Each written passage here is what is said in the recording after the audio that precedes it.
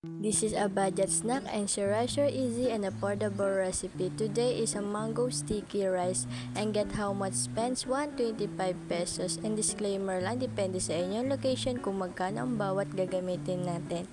And papakuluan nga lang natin dito yung ating malagkit.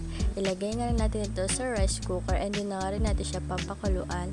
At para naman mapadali yung ating gagawin sa ating mango, gagamit nga tayo dito na ating cup glass para matanggal agad ito and ihiwain nga lang natin ito ng pa-slice.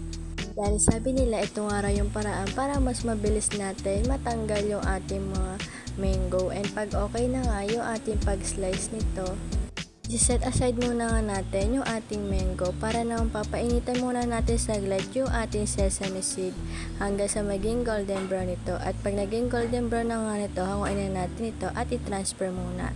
Lulutuin muna nga natin dito yung ating kakang gata. Ito yung unang gata. And mag-a-add nga rin ako dito na ating kondensada.